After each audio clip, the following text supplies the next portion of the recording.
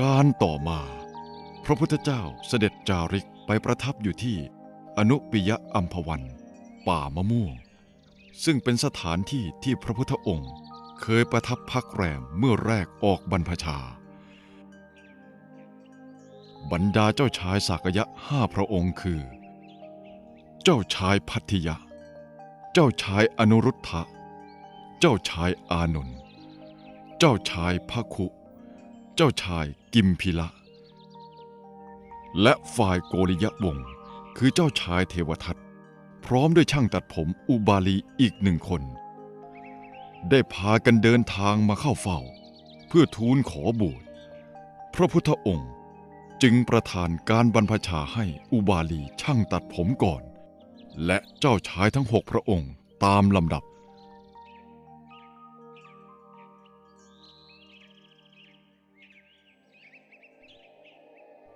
หลังจากออกบวชเป็นพระภิกษุแล้วไม่นานพระอุบาลีพระพัทธิยะพระอนุรุทธะพระภคุพระกิมพิละก็ได้บรรลุเป็นพระอรหันต์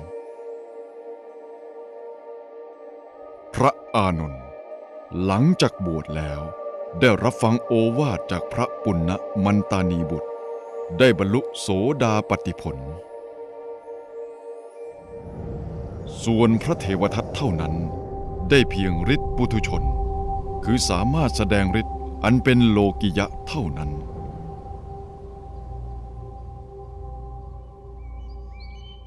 ต่อมาเหล่าพระสงฆ์ได้ขอให้พระอานนท์รับหน้าที่เป็นพุทธอุปถากท่านอานนท์พวกเราได้มีความเห็นพ้องต้องกันว่าท่านนั้นเหมาะสมที่จะเป็นพุทธอุปถากไม่ทราบว่าท่านจะเห็นเป็นประการใด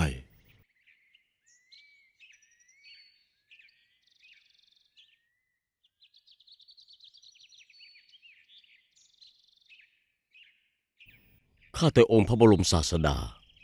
ข้าพระองค์พร้อมที่จะถวายการอุปถากแต่ข้าพระองค์ใคร่ขอพร8 ประการพระพุทธเจ้าค่ะดีแล้วอานนท์เธอจงขอเถิดพร8 ประการที่ข้าพระองค์กราบทูลขอคือ 1. พระพุทธองค์อย่าประทานจีวรอย่างดีแก่ข้าพระองค์ 2. อย่าประทานอาหารบิณฑบาตอย่างดีแก่ข้าพระองค์ 3. อย่าให้ข้าพระองค์อยู่ในพระคันธกุฎีเดียวกันกับพระพุทธองค์ 4. อย่าพาข้าพระองค์ไปในที่นิมนต์ 5. ต้องเสด็จไปในที่นิมนต์ที่ข้าพระองค์รับไว้ 6. ต้องประทานอนุญาตให้ข้าพระองค์นำคนที่มาแต่ไกลเข้าเฝ้าได้ทันที 7. ต้องประทานอนุญาตให้ข้าพระองค์ทูลถามข้อสงสัยได้ตลอดเวลา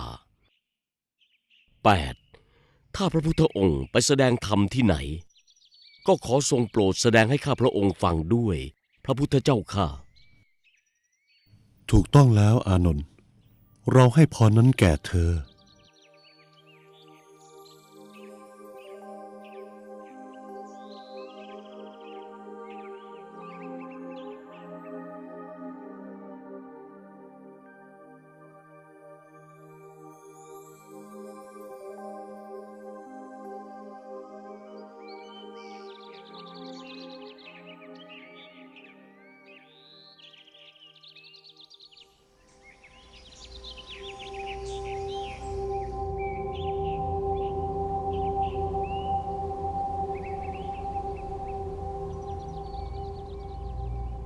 เราเป็นกษัตริย์ออกบวชทำไมนะผู้คนที่ได้ไปกราบไหว้เคารพเลื่อมใสพระสาวกองค์อื่นๆกันหมดเนี่ยอ๋อยังมีเจ้าชายอาชาติศัตรูโอรสของพระเจ้าพิมพิสารแห่งกรุงราชคฤห์ยังทรงพระเยาว์ไม่รู้คุณรู้โทษ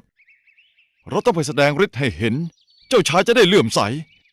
ทีนี้ละเราอยากได้อะไรพระองค์ก็จะหามามอบให้เราทั้งนั้น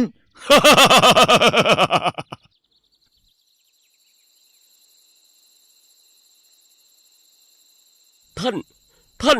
เป็นใครอ่ะท่านต้องการอะไรอย่ามาทำร้ายเราเลยทหาร หยุดก่อนเจ้าชายอาชาติศัตรูอย่าได้ตกพระทัยไปเลย ท่าน ท่านรู้จักเราได้ยังไง เจ้าชาย จงดูเรา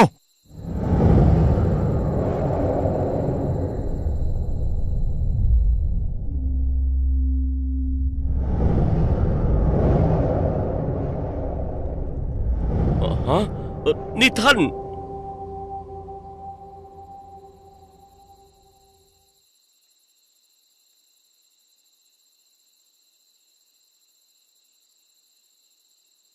เราคือพระเทวทัต เราไม่ได้ประสงค์ร้าย แต่เรามาเพื่อช่วยเหลือพระองค์ ช่วยเหลือเหรอ ช่วยเหลือเราเรื่องอะไรอ่ะ เอาเถอะเมื่อถึงเวลา พระองค์ก็จะรู้เอง ตอนนี้เราขอลาพระองค์ไปก่อนละ เดี๋ยวก่อน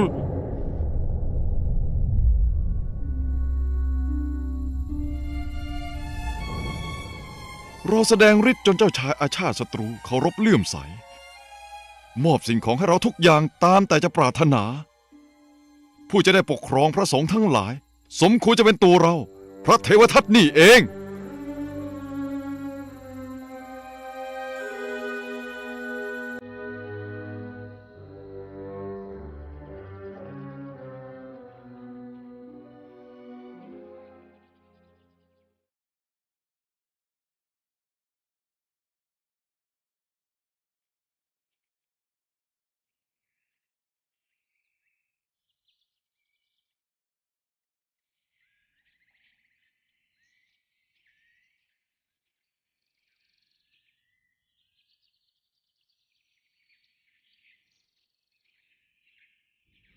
พระพุทธองค์ เวลานี้พระองค์ทรงมีพระชนมาก ควรจะได้พักผ่อนแล้ว ข้าพระองค์จะขอรับภาระปกครองพระสงฆ์เอง ขอพระองค์ทรงมอบพระสาวกมา และประกาศให้ทราบทั่วกัน ข้าพระองค์จะช่วยสั่งสอนแทนสืบต่อไป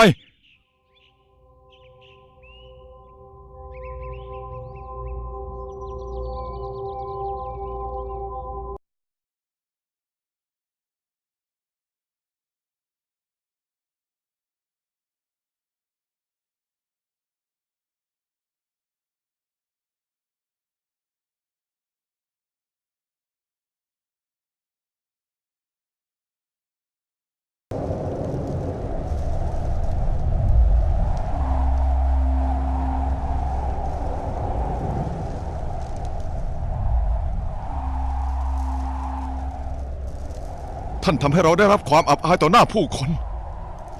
หนำซ้ำยังกระทำประกาศนียกรรมไม่ให้พระภิกษุทุกองค์พูดคุยคบหากับเรา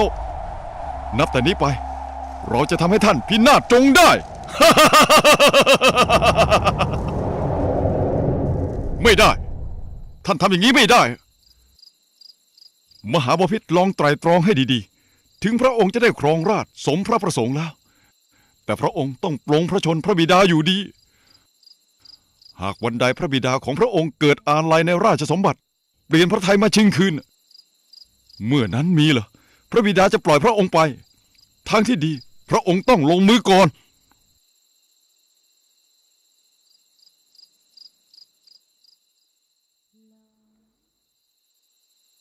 ก็ได้ เราจะจับพระบิดาคุมขังไว้ ปล่อยให้สิ้นพระชนม์ไปเอง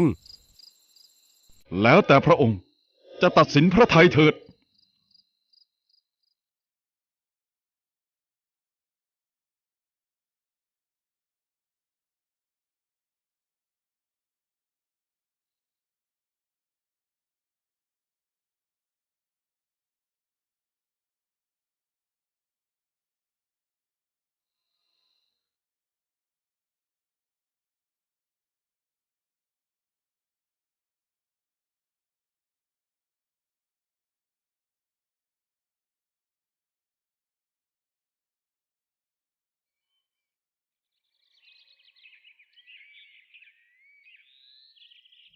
เมื่อเอาชีวิตไม่ได้ถึง3 ครั้ง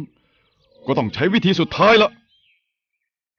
เราต้องแกล้งทำเป็นผู้เคร่งครัดในพระธรรมวินัย เพื่อให้พระภิกษุทั้งหมด หันมาเป็นสาวกของเรา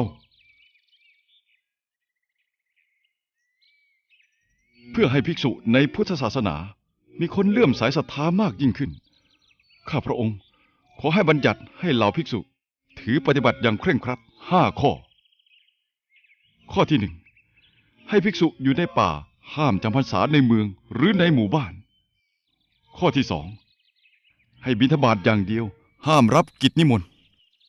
ข้อที่ 3ให้นุ่งห่มผ้าบางสกุลห้ามรับผ้าที่คนมาถวาย ข้อที่ 4ให้อาศัยอยู่ตามโคนต้นไม้ห้ามอยู่ในสิ่งปลูกสร้าง ข้อที่ 5ห้ามฉันเนื้อสัตว์ทุกชนิดถ้าใครไม่ทำตามนี้จะต้องถูกลงโทษพระพุทธองค์จะเห็นควรอย่างไร เทวทัตเราไม่อนุญาต ไม่ใช่พระธรรมวินัยนี้หย่อนยาน แต่สิ่งที่เธอขอจะเป็นการไม่สะดวกต่อการดำรงชีพของภิกษุทั้งหลาย ขอให้ปฏิบัติไปตามกำลังศรัทธาเถิด ส่วนข้อที่ห้ามฉันเนื้อสัตว์นั้น เราอนุญาตให้ฉันเนื้อที่บริสุทธิ์ใน3 กรณี คือไม่ได้เห็น ไม่ได้ยิน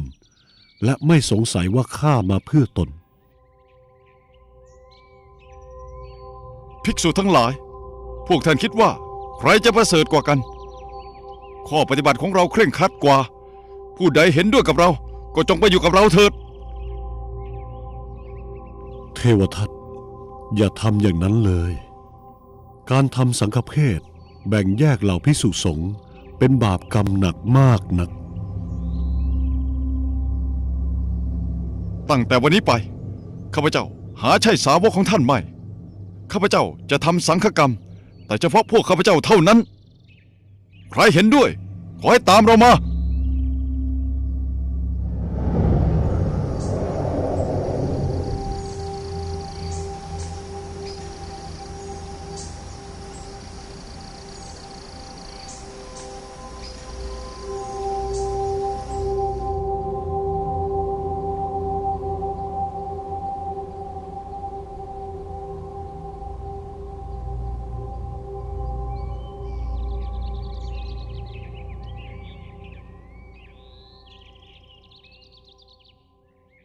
พระเทวทัตท่านรู้หรือเปล่าว่าท่านไม่เหมาะสมที่จะเป็นศาสดาของเหล่าภิกษุสาวก โกกาลิกะเจ้าเอาอะไรมาพูดเนี่ย เอาอะไรมาพูด เอาอะไรมาพูดเหรอตอนนี้พระสารีบุตรกับพระโมคคัลลานะอัครสาวกของพระพุทธเจ้ามาเทศนาสั่งสอนจนเหล่าภิกษุของท่านกลับใจพากันติดตามอัครสาวกกลับไปพระเชตวันมหาวิหารเกือบหมดแล้วเหลือแต่พวกโง่เง่างมงายอยู่ไม่กี่รูปเท่านั้น โกกาลิกะเป็นไปไม่ได้ เป็นไปไม่ได้ เป็นไปไม่ได้ เป็นไปไม่ได้ ท่านพูดเป็นเท่านี้เหรอนี่เหรอธรรมะของผู้เคร่งครัดน่ะ โกกาลิกะเจ้า ท่านน่ะมันจอมปลอม อาศัยเอาแต่ผ้าเหลืองมาห่มอยากจะมีลาภสักการะอวดบารมีแข่งกับองค์พระบรมศาสดาเราไม่ขออยู่ด้วยอีกต่อไป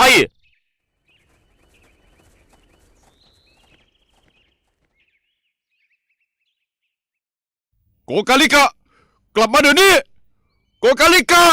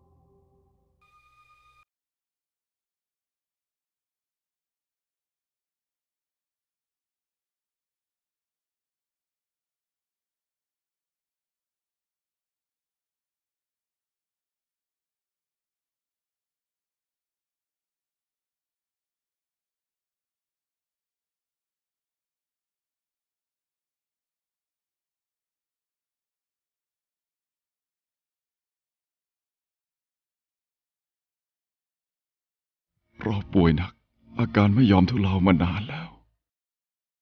นี่คงเป็นโทษที่เราทำหยาบช้าล่วงเกินพระพุทธองค์ไว้มากมาย แต่พระพุทธองค์กลับมีเมตตา ไม่เคยอาฆาตพยาบาทเราแม้แต่น้อย เราอยากเข้าเฝ้าพระพุทธองค์ ในวาระสุดท้ายของชีวิต เพื่อขอประทานอภัย พวกเจ้าจงรีบพาเราไปพระเชตวันมหาวิหาร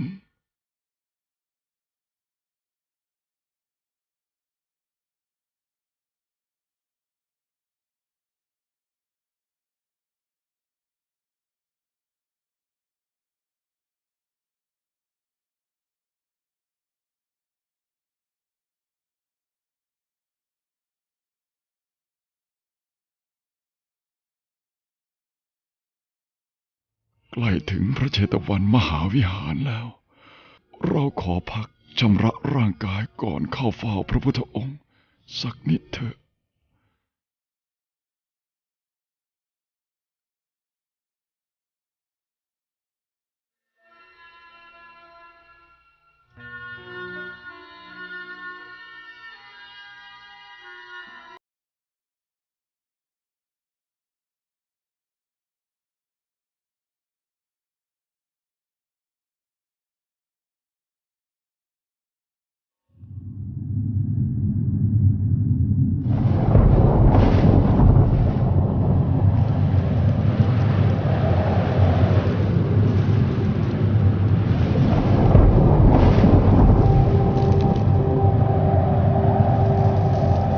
ช่วยเราด้วย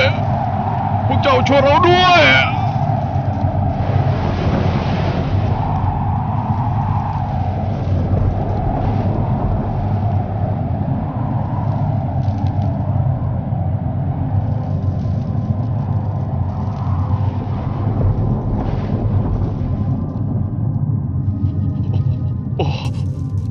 พระผู้มีพระภาคเจ้า ผู้ตรัสรู้โลกอย่างแจ่มแจ้ง ผู้ถึงพร้อมด้วยวิชาและจรณะ เป็นมหาบุรุษ เป็นศาสดาผู้สั่งสอนเทวดา และมนุษย์ทั้งหลาย ข้าพระองค์ขอถวายกระดูกคางเป็นพุทธบูชา และขอถึงพระพุทธองค์เป็นที่พึ่งตลอดกาลเถิด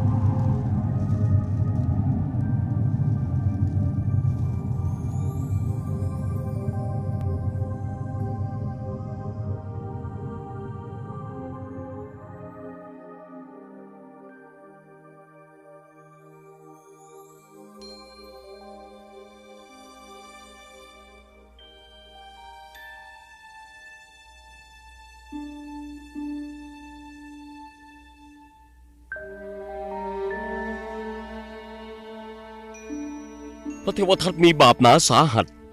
แม้ใกล้จะถึงเชตวันมหาวิหารแล้ว ก็ยังไม่มีโอกาสเห็นพระพุทธเจ้า กลับถูกธรณีสูบจนลงอเวจีมหานรกซะก่อนฮะตัวเราก็ร่วมมือกับพระเทวทัตทำชั่วทำบาปไว้มากมายเหมือนกัน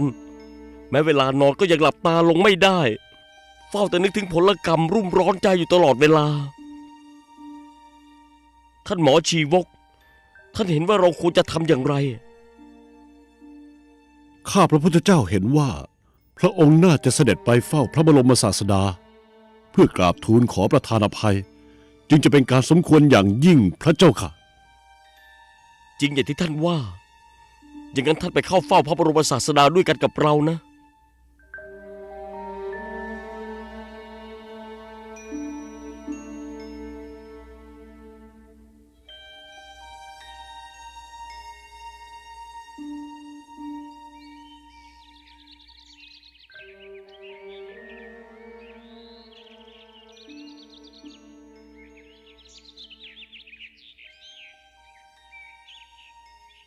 หม่อมฉันหลงเชื่อคำพระเทวทัตได้กระทำกรรมที่ผิดร้ายแรงต่อพระพุทธองค์ หม่อมฉันสำนึกผิดและกราบทูลขอประทานอภัย และละเว้นโทษแก่หม่อมฉันเพื่อหม่อมฉันจะไม่กระทำอกุศลกรรมเหล่านั้นอีกพระพุทธเจ้าค่ะ ดูก่อนมหาบพิตรไม่ว่าการไหนๆเวรในโลกนี้ย่อมระงับด้วยการไม่มีเวรผู้สมาคมกับคนพาลย่อมเศร้าโศกสิ้นกาลนาน ผู้สมบูรณ์ด้วยศีลย่อมรุ่งเรืองเหมือนไฟสว่าง ผู้มีสติย่อมได้รับความสุขมีความเจริญทุกเมื่อ ถ้าพระราชาเป็นผู้ทรงธรรมราษฎรทั้งปวงก็เป็นสุข ท่านทั้งหลาย สังขารทั้งหลายมีการเกิดขึ้นตั้งอยู่และดับไปเป็นธรรมดา จงพิจารณาถึงความไม่เที่ยงแท้ของสังขารทั้งหลาย ตามความเป็นจริงเถิด น้ำตาของสัตว์ที่ท่องเที่ยวอยู่ในวัฏสงสารนี้มีมากเหลือขนา กระดูกที่เขาทอดทิ้งทับถมปฐพีจนไม่มีช่องว่างบนพื้นแผ่นดินนี้ เป็นที่น่าสังเวชสลดจิตยิ่งนัก บุคคลเมื่อยังติดอยู่ในรูปรสกลิ่นเสียงและโผฏฐัพพะเขาเหล่านั้นย่อมจะพ้นจากโลกมิได้เลย หม่อมฉันขอประกาศตัวเป็นอุบาสก ขอถึงพระรัตนตรัยเป็นที่พึ่งไปจนตลอดชีวิต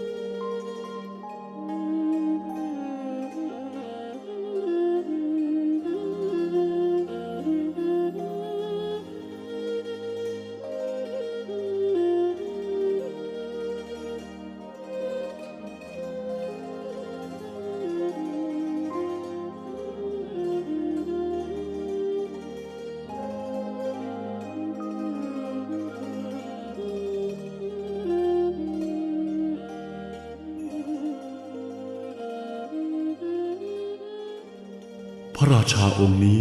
ต้องรับผลกรรมหนัก เพราะได้ปลงพระชนพระบิดา ธรรมจักสุอันปราศจากมลทินจึงไม่บังเกิดขึ้นณที่ประทับนี้